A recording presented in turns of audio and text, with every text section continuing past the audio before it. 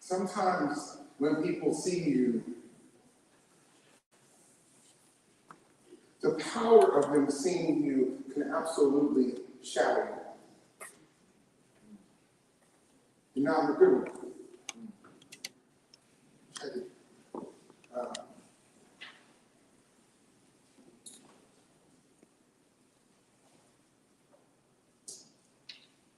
I was about 8 years old or so, and my mom took me to northern New York. We went to go visit a family that we knew in the military. We go visit this family. It's a white family, and I got pretty excited because this family had a little boy that was my age. For the sake of the story, we'll call him Jack. Okay, Jack. I grew up in Las Vegas, but he grew up in this like tree-ish, rainy, four seasons place. I got to New York and he wanted to go fishing. So first we needed to go and find night crawlers. And he was like, come and find night crawlers. And I was like, I don't know what that means. He was like, we're going to dig the ground and grab some worms. I was like, that's the white people stuff.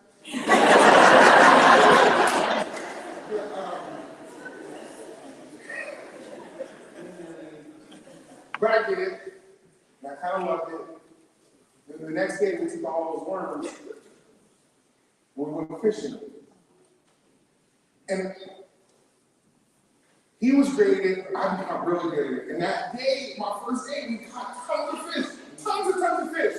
And we put it in our little buckets, and we were on our way home, and Jack said to me, we need to go tell our friends about all the fish we caught.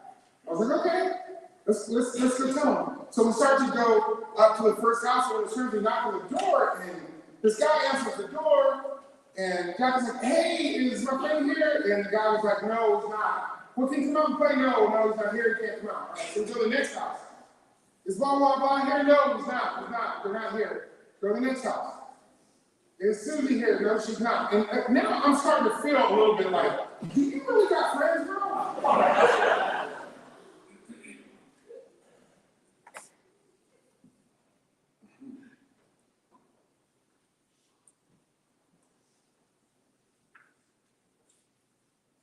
And finally, we went up to a door, and this woman opened the door. And there we were, him and I, standing in front of this woman, and Jack said, we got so many fish, can we come in and show you all the fish that we caught?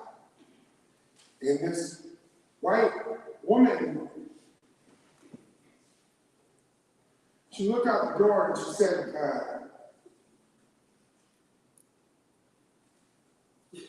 let me insert this.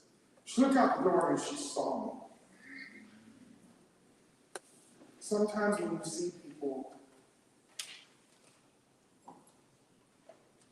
that power has the power to really shatter them. She looked out the door and she saw Jack and she saw me and she said, yeah, Jack, you can come in. But this little Negro boy is going to have to stay outside. And I want to be clear with you that when I say Negro, I'm being kind. This little Negro boy is going to have to stay outside. I was 8 years old, man.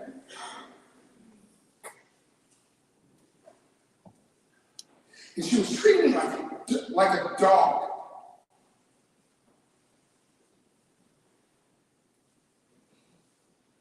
This little Negro boy is going to have to stay outside. Listen, I need you to hear what I'm saying right now. If she would have said, your rude friend needs to stay outside, or she would have said, your chubby friend needs to stay outside, or your friend with the long hair needs to stay outside, those are all things I can change. Those are all things I can switch. But the fact that she looked at me and she was like, little black boy who I'm treating like a dog and he can stay outside, that's the stuff that a Disney villain says. That was the core of who I was. You hear me? Who says that to a child? To her, I mean, honestly, she probably doesn't even remember she said that. But for me, Hey, little Negro boy, you can stay outside.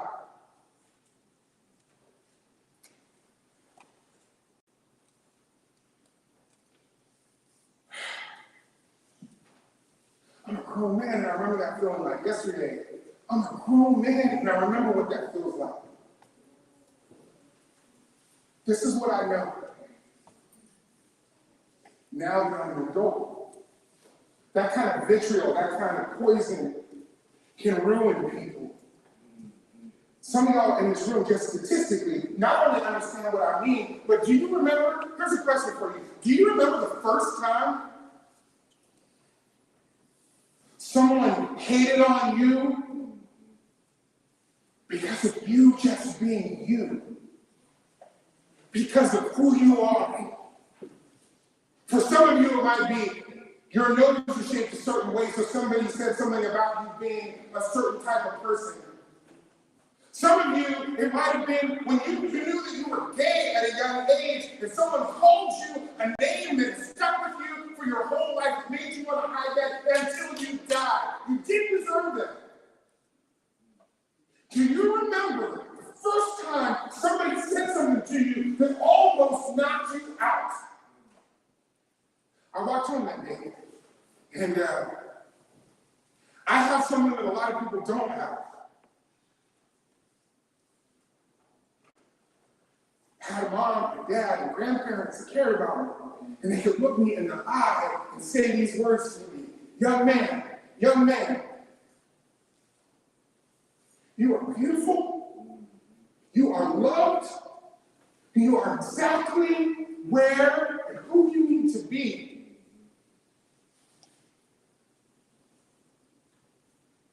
My parents, my grandparents said, and you are mine.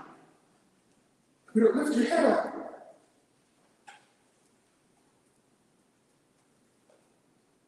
That lady that day, like I said, she probably doesn't remember.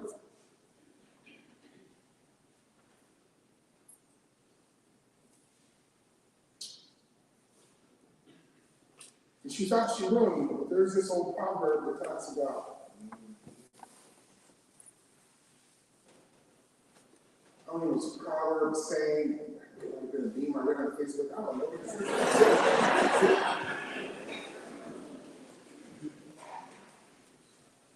It said, they tried to bury us, but they didn't realize that we were seeds. And on that day, what she thought was shattering her brother, instead was the birth of me caring about social justice in a way that I knew was going to carry me for the rest of my life. Now listen, I need you to hear me right now. I grew up on stage from a lot of different people. I knew I was black. I just didn't realize my blackness was a problem for some people until that moment. And as soon as I found out, I had a decision to make. Is this going to shatter me? Or is this going to make me grow? Friends, if you are here tonight and anybody has ever told you that you are less than who you actually are, I want to encourage you and tell you, you are so much more. You are so much more. And whatever that person said to you in the place that you were at, you didn't deserve that, man. You didn't deserve it then, and you don't deserve it now.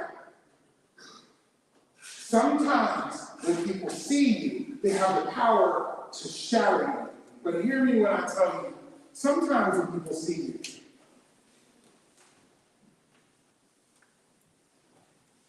they have the power to put you back together and help you believe. It's power of being seen.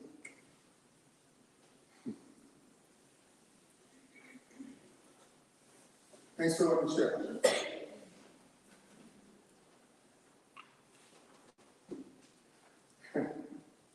Another story from the bench. It was this girl.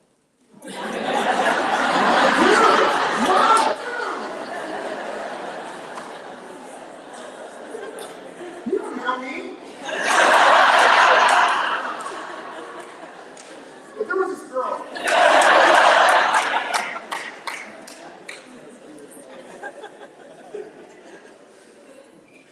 It's true. Her name is Kai. Sometimes when someone sees you, they can remind you that you are not just one thing. Sometimes when somebody sees you, they can remind you that you are more than one thing. Kai, I was in high school. We're getting off the bus, we're walking home, and I used to just like hum along sometimes, be like, things or whatever, you know. And one day we were walking home, and she said to me, oh, you need to listen to, I'm obsessed with this, you need to listen to this musical that I'm listening to. And I was like, I don't know what a musical is. I didn't even say that at the time. I was like, yeah, I listen to music. And she was like, no, seriously, you have to listen to it. It's blowing my mind. And she starts telling me the story, and she was like, have you never heard this musical? I was like, I don't know the musical. Okay, get off me. And she was like, well, you're taking the CD, you're taking it home, and you're listening to it tonight. And I was like, okay, whatever. So she hands me the CD, and I'm only going to go listen to it because she's cute. And there was this girl. And so I take the CD home, and I'm like, let me go listen to this thing. Maybe, I'll listen to it. She might be like, ah. And I take it home, and I go I go into my dad's den, where I wasn't really supposed to be, even though he was home at the time. It was back in the days when they had those big old speakers. But some of y'all like it, you know, our parents had the big speakers with the stat things you weren't supposed to take, right? So I'm sitting there, and I go and I put the CD in. The musical was called Miss Saigon. Okay? Miss Saigon. I go, I sit, I put in the CD. Listen, I wasn't ready.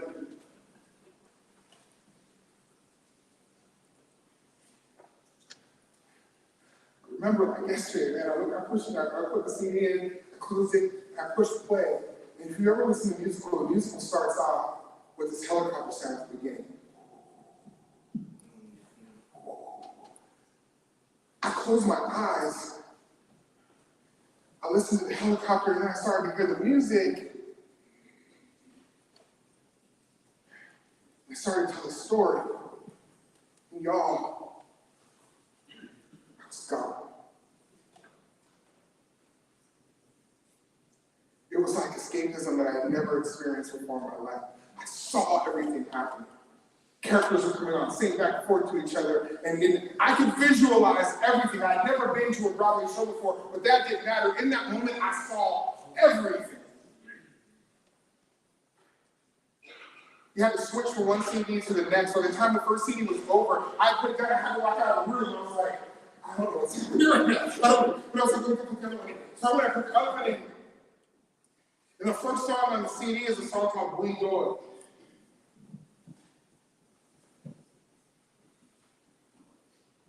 I fell in love with theater that day, man. At the time, I was playing baseball, basketball. I wanted to be Jodeci. I wanted someone to be. And now I was sitting in my den, my dad's den. And now there were musicals.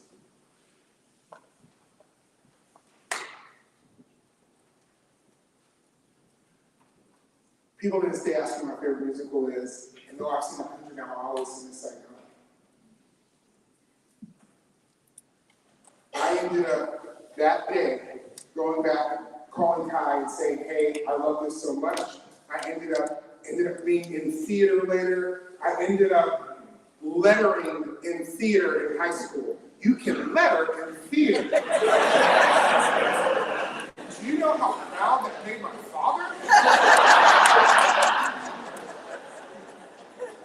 Folks come by, oh, you want letters? It's like, yeah, you don't want to know that. It's complicated. Something else you might not know, they also give scholarships for theater.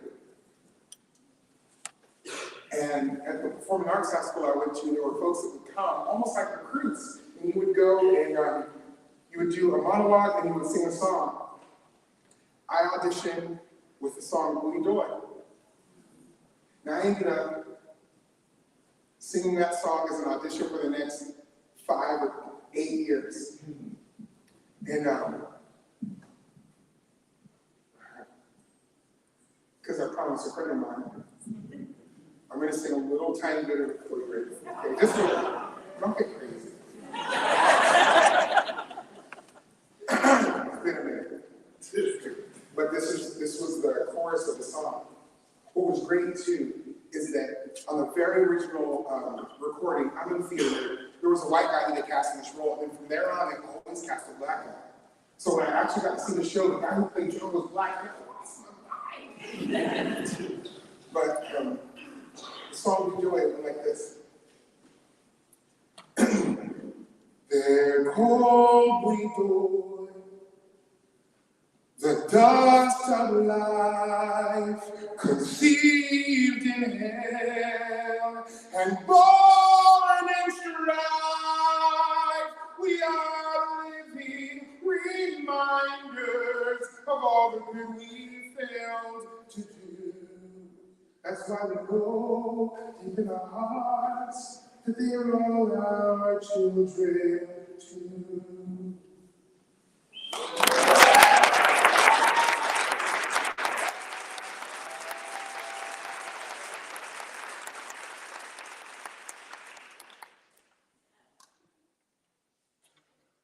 You are not just one thing. Some of you are here today and you were like, I have to do work in the morning. Why did you do this on a school night? Some of you are here today and going, this is fun and this is cool, but I don't know how to impact the environment that I'm in because I have so many things that are going on in my life currently right now. I want to remind you, friends, you are not just your job. You are not just a mom or a dad. The world is huge. It's big. And it needs you to be all of the things that you are. Do you hear me? We live in a world where we need you to be all of the things. Because there is a joy in you that comes out of you when you land in that pocket of the thing that you love. And because of life, sometimes we can get jacked up and not think about the fact that that thing that you love is now on the back burner, and you're thinking to yourself, oh man, this is the thing that I miss. The worst part of that is that's the thing that I need, and you're not giving it to me because you have believed the lie that you are just one thing. You're more than one thing. But we need you. So we need to. I'm running out of time to have a couple more stories from my bench. So, how all of those things impacted me. I ended up going to performing arts school in Las Vegas. I ended up getting offered multiple scholarships from the audition that I did that night. And I took none of them, okay? I instead went to a small private college in Northern California. From there, I started a band. Listen, I started a band. Do you know why I started a band? Well, Stan's idea. I get to college, it was mostly white folks, and so no one was into the music I was into, and I was like, I like this kind of music, and I started a band. That band took me to Nashville. We went to Nashville, played tons of music, became one of Nashville's favorite bands, and I love doing this. Then, like people do, I just changed up because I was more than one thing, and I started working as a youth pastor at church. And it was beautiful. Yo, listen. Man, when I walked in early up there upstairs, I walked through and I saw all the swag. I was reminded of my youth group, man. And my youth group kids.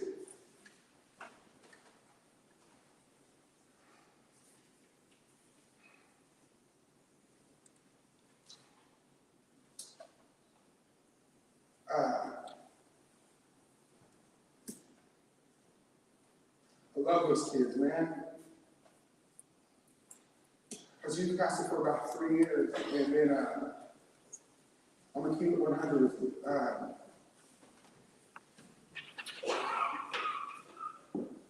I was youth pastor for about 3 years, and then I got fired. Thanks, man.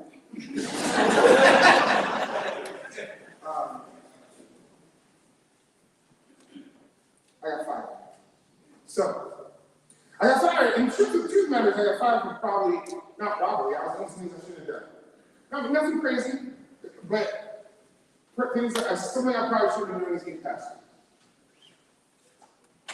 It wasn't handled well, and I then began to go through something that some of you can relate to, and that thing is called church hurt. I want to tell you, there are a lot of hurts in the world. There ain't nothing like church hurt here.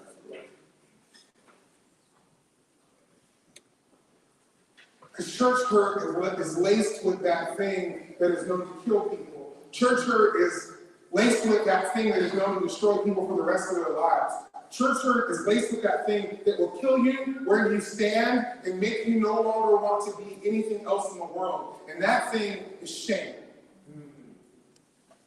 And if there's ever a time in my life where I felt anything, I felt shame like you can't possibly believe. I had people who I trusted in a spiritual sense look at me and call me things that I never have been or thought that I ever would be called. And these were people who I thought loved the same Jesus as I did. And when that happens to you, that will rock you in a way that you may never recover. I lost my kids, man. One day I was there and the next day I wasn't.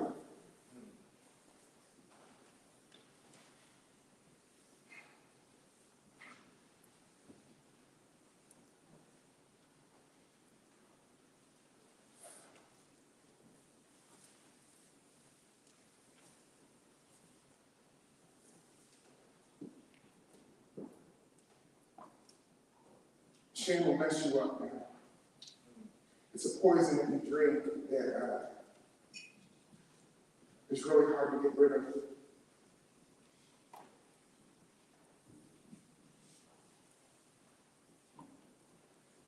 Sometimes you can look in the mirror and you see yourself.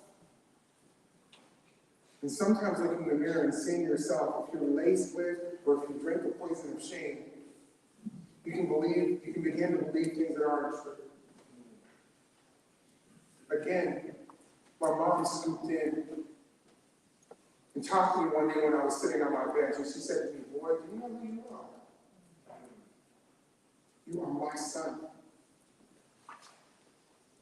You have failed a lot, and you're going to fail again. There are some of you in this room that what you consider a failure was just a lesson. And it's not going to be the last lesson that you're going to learn." I slowly began to recoup. I slowly began to feel more like myself, again with friends and family and people building me up. And then in 2018,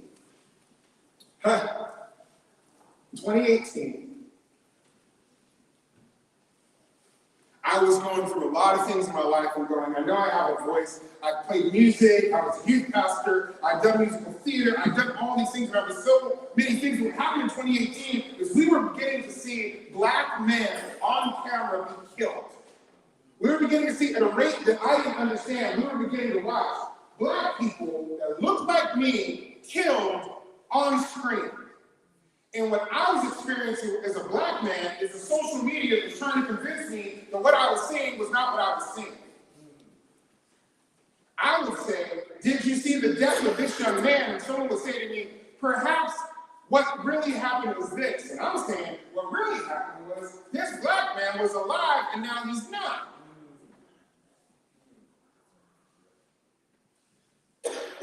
And I realized that all of these stories, all of these things of who I was, all of these combined things, I had the ability to do something. And I did this crazy thing because one day I was walking to my bench and I ran into this older white woman who judged me in a way that I need not be judged.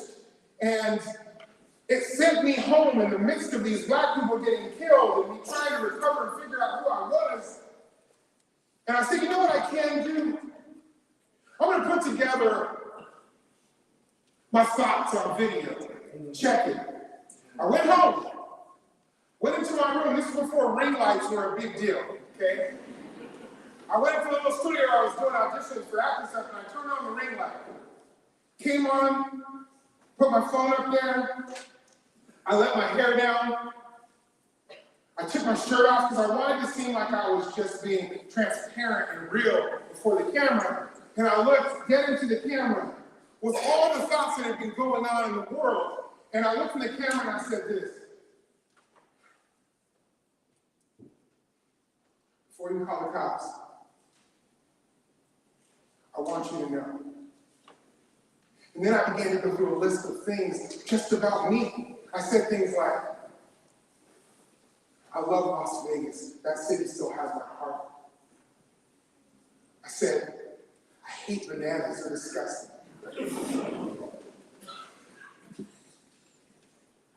I said, I love basketball and hockey. I said, I can tell you every single word to the NWA Straight Outta Compton album, but I can also tell you every single word of the musical Oklahoma. I said, I'm a vegetarian. I'm not proud of it. I said, my mom is one of the most incredible people in the world. If you ever meet her, she will make you a better person. I said, my dad is in the military. He's a veteran. I said, I've never owned a gun.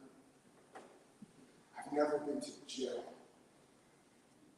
I said, I would go halfway around the world if I thought that it would make your day better. And I finally wrapped it up by saying, does any of this matter?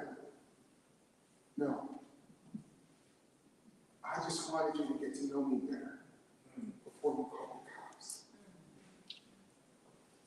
Turned off the video. I looked at it. It was 3 minutes of me talking about myself.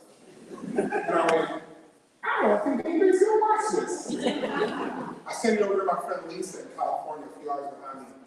And I said, this is dumb. But can you look at this video? She looked at it and she said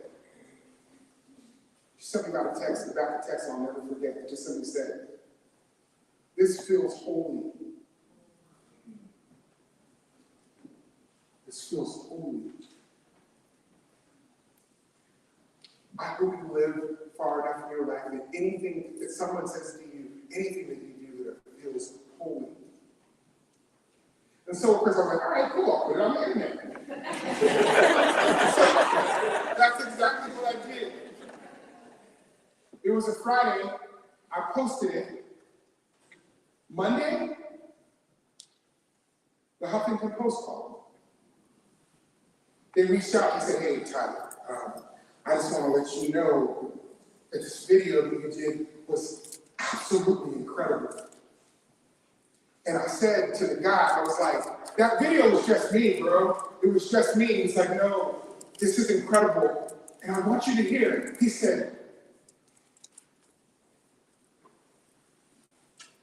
just you is incredible.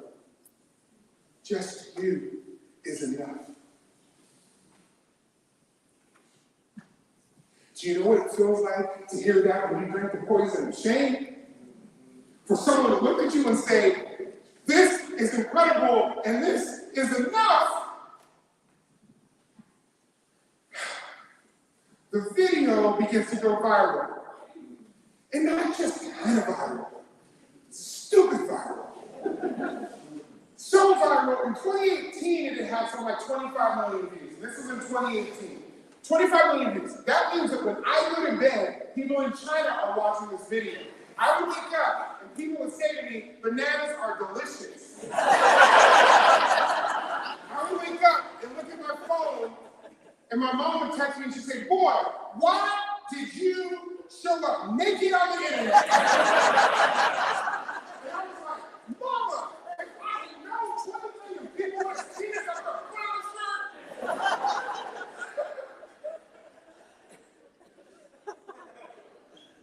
True story.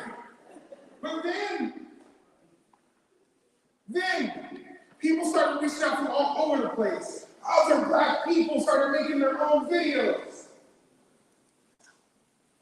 Then I disappeared for 2 years because it got a little too much.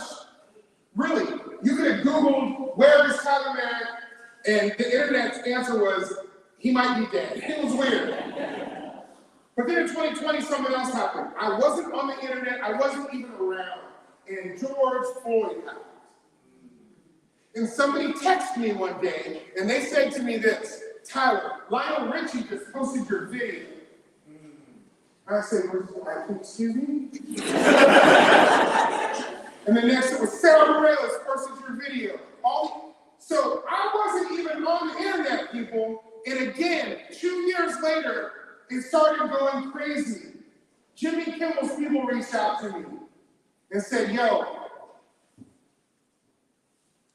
listen, I want to make this political, but this is honestly what happened. Just hear me.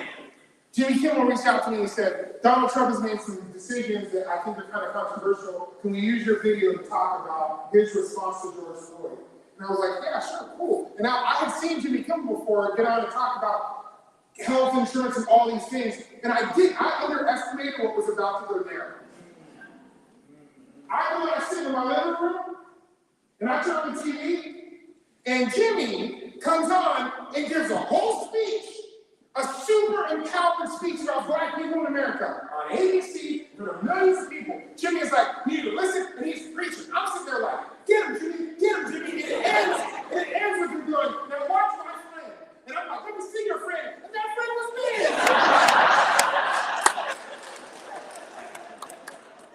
I was like, and I'm just sitting in my house with my friends, and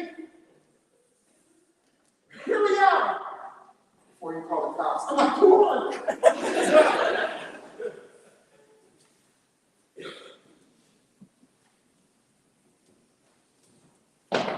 Listen.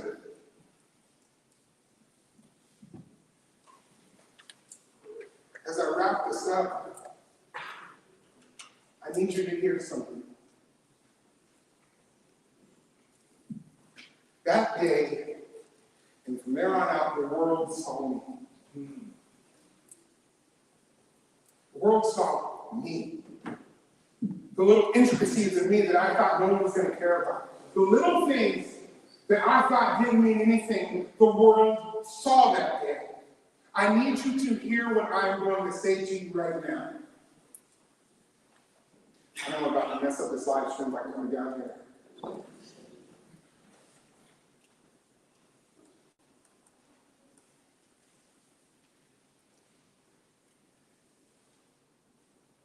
If you don't take anything away from tonight except for this is okay.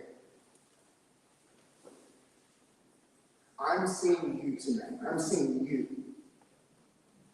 And I want you to know the world needs you. The world needs you. Not someone like you. Not someone close to what you are possible of doing. The world needs you. I don't know why you ended up here today. I don't know if you came because you were like, I care about social justice, I read Tyler's book. Whatever reason you were in this place, I need you to understand that not just the world needs you, but I need you. I need you to tell your story. That may not mean I need you to go write a book. That might mean that I need you to put it in a rap song. Ma'am?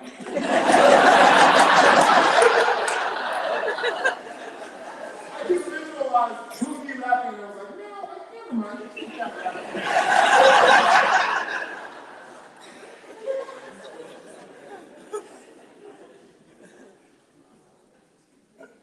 I don't know what it is you do. I met some girls last night, some ladies last night that were like, we knit. And I was like, that's cool. And then they showed me a picture of what they knit, and I was like, y'all knit! Yo, this is dope! Like, I was really like, I didn't know that's what happened when people did that. And so I don't know what you're about. I don't know who you are. I don't know what your story is. I don't know about the life you live. But what I do know is the world isn't going to change itself. And everything that is possible through you. You hear me? It's possible through you. So, now, y'all know some of my stories. You know me, man. We're close. We're fam. We're good. One day I'm going to come back here to Hudson. This place is great. I like it. You might see me walking down the road. You're my tower. You're in Hudson. Just here. You'll say, hey, man, you spend a lot of time together. I read your book. I feel like I know you. Why don't you get to know me? And I'll be like, yes, let's do this. I would love to get to know you. And then we'll go out, you and I, we'll go and kick it at a restaurant here. We'll sit down, and I'll begin to say, tell me everything about you. And I'll listen. I'll look you in the eye. I will come close to you. And you may tell me some stories about when people try to shatter you. You may tell me about the first time you fell in love with music, or when you got married, or when you came out, or whatever it was you did, and I will sit there on bated breath, listening to you, with tears running down my eyes, wanting to be a part of who you are, and we will share something special. And the server will come up to us, interrupting this weird conversation of all these tears. And they'll say, what can I get for you? And you'll say, oh, let me get some, I don't know, tea out. And I'll even chuckle at that, because I'll be like, my friend likes tea.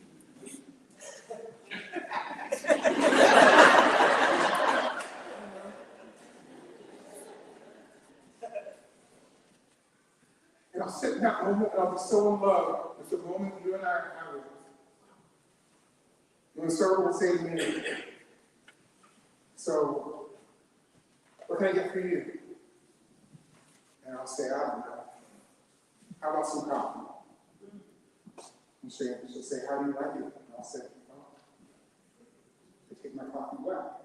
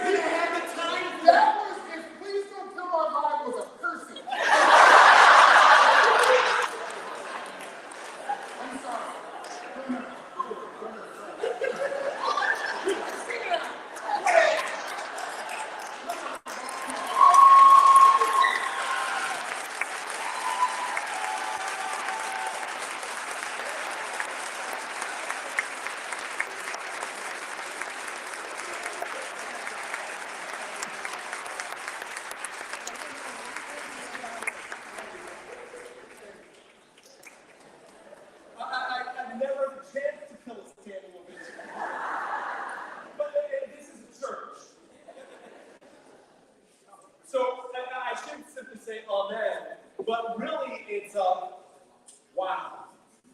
And it is a wow who you are. And you had me a long time ago when I first heard that you thought bananas are disgusting. And that you take your coffee black, and I knew there was a commonality. But as you're talking about getting to know each other, I was told we need to have a picture of these people who now know you. So if you can do, Wait, stand up one more time, guys. Sorry.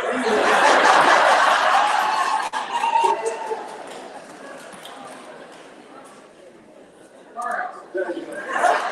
So now, we're not done. Almost. We have a chance now for you to ask some questions.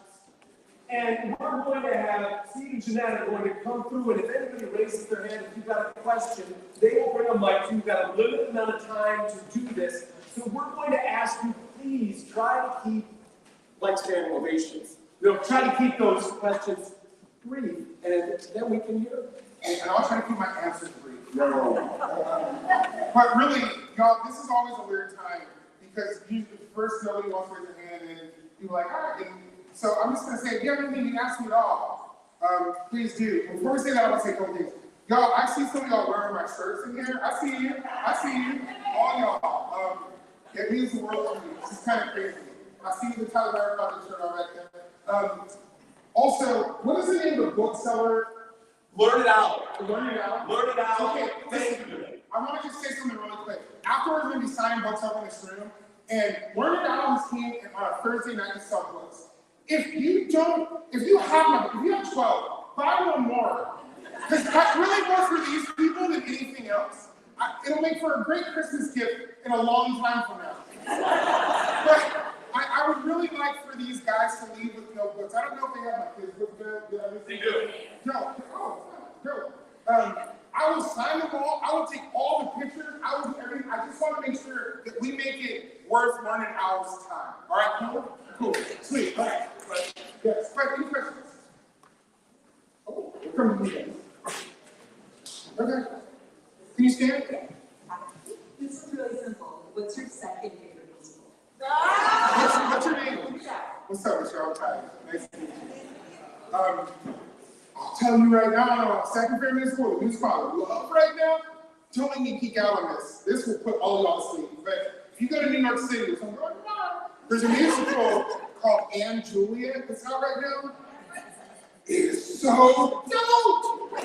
It's the story of what would happen if Anne Juliet didn't die, and it's so dope. You gotta go see it. So right now, I'm buying on Anne Juliet in a very true way. And of course, Hamilton. But,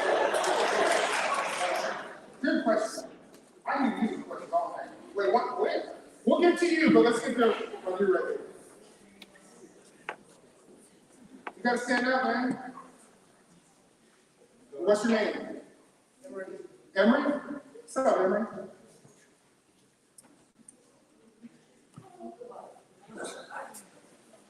How scared were you in 2018? Ooh, man, my dude. Thanks for that question, Emery. He asked how scared was I in 2018. Listen, this is something that a lot of people don't understand and can't really explain. Listen. I'm gonna say some stuff that black people say with each other. And this is gonna sound like something that makes complete common sense. And you all know, and it's not gonna sound like new news to you. But black people are not built to see themselves be killed on camera. That becomes trauma for us. Trauma. So what happens is, you see somebody get killed on camera, it gets on the internet, starts to go around, and for a little while there, it was just something that we were seeing all the time. And what was happening psychologically, it was freaking us out in a way that anytime we get pulled over, we're not just thinking, am I gonna get a ticket? We begin thinking, am I going to make it home? That's trauma. So Emery, to answer your question, I was more scared than I should have been, bro. If I'm being really honest with you, sometimes I'm still scared, man. But with that being said, when I see young people like you, how old are you, man? I see 11-year-old black boys in rooms like this, with me. It gives me something that we need right now more than ever, and that's hope.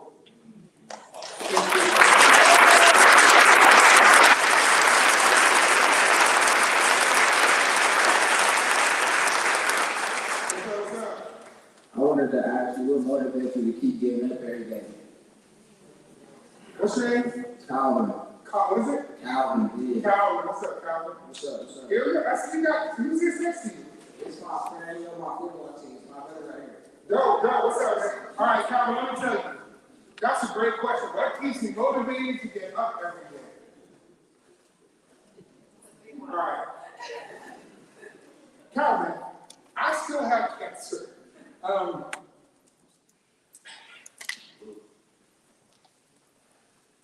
I feel real good that I made it through that time. Bro, I still have cancer, and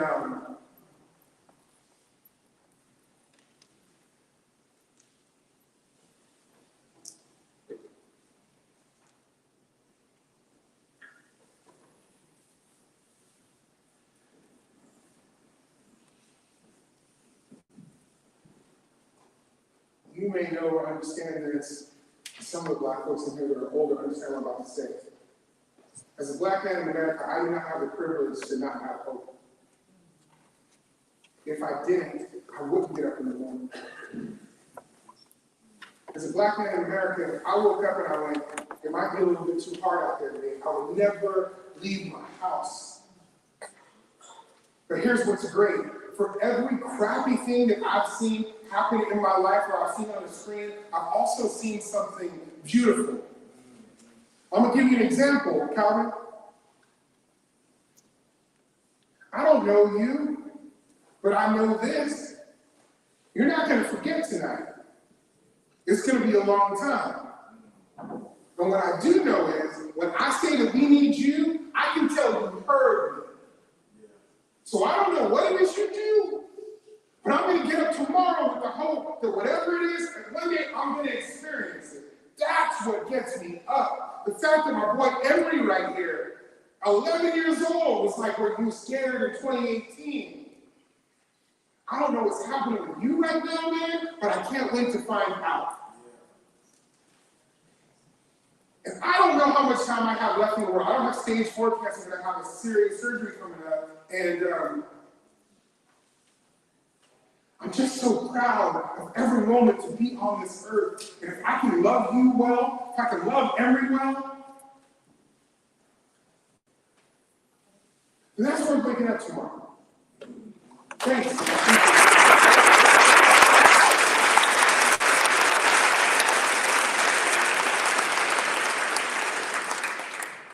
Hey, good evening. Hey, So what's here's your name? Danica. Danica, what's I'm up? gonna go with Danny. All right, what's up, guys? So here's a story of a woman that you're meeting, a beautiful black woman. That's from Akron, and Akron's not just about LeBron James and Rubber City. There's a chef. I'm Chef David.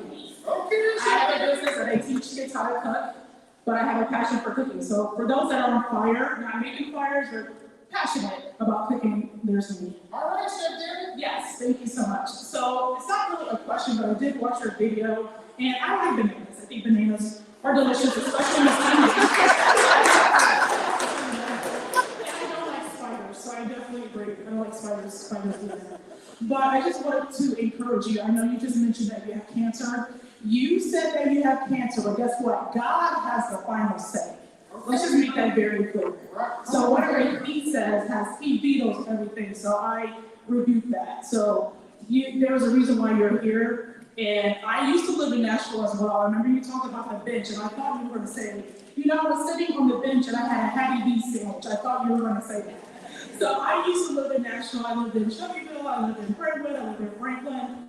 But I lived in Antioch, 515 Cedarmont Drive. So I lived there. Wait, where? Cedarmont Drive, 515. Okay, listen, what year was this? 2015.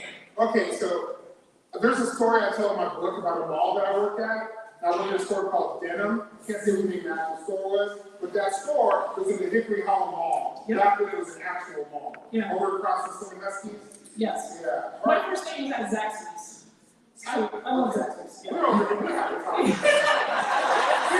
forgot y'all were here. Things like I have multiple roles, and I am a chef. I would love to come out to Nashville and make you a vegetarian meal. I have no problem with that. I will take care of the trip and come to the street.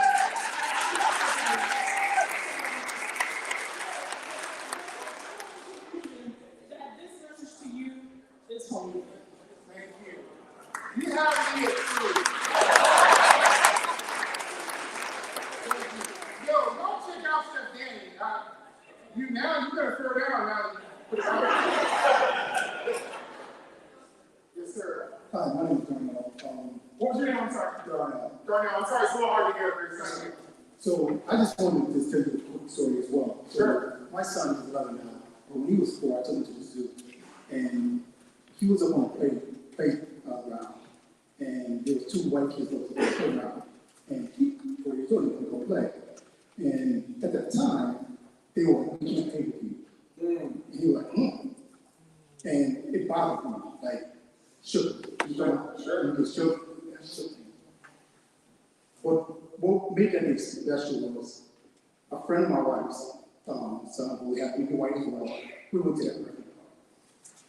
And it changed everything, because as mad as I was, and I wanted to kill people that day, it changed my thoughts, because those white people accepted my little black son. So I just want to tell white people here to know, we don't hate you.